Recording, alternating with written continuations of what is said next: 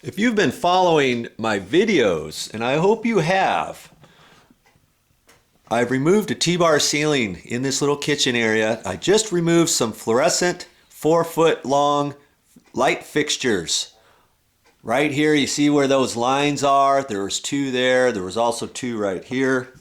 And there was 1 above the kitchen sink. Okay, so now I talked to my aunt. I'm over at my aunt and uncle's house. Here I got my Mr. Inspector here, Uncle Eddie. Hey. Yeah, hi. You gonna check me out today, huh? Make sure I do a good job? Oh yeah, don't worry about it. Okay, so we kind of lined out and laid out the lights, and this is how they're gonna go. 4 straight up. So I've got to get up in there, and I've already done some work. I removed an exhaust fan there, and there was also an existing electrical junction box here, and that was the power. That was the initial light fixture years ago before they put the drop suspended T-bar grid system in here. Then they took that out, then they put a surface mounted box there, and then ran these light fixtures that were up here, and I took all that down yesterday. I was cleaning up, crawling around up in the attic yesterday, running some wires, and I still have to finish today, but that just tired me out, made me sore, and I got all insulation-y, and so I didn't finish yesterday up there, you know, but this is the next step of the project anyways. We've got to get these cut-in boxes in.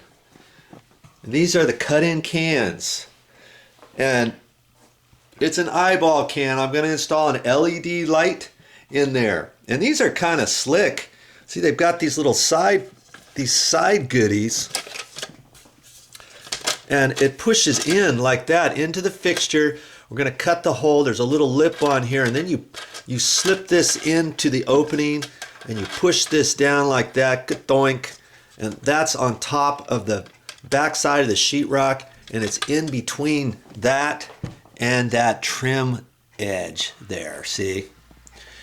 And here it's got the little box. We're going to attach electrical on there, and I'll show you all about that. This is going to be a little video series. I'm going to have different parts to it because it's going to take more than 5 minutes to do this, and so I better get on with the project because my goal here today is to get this done.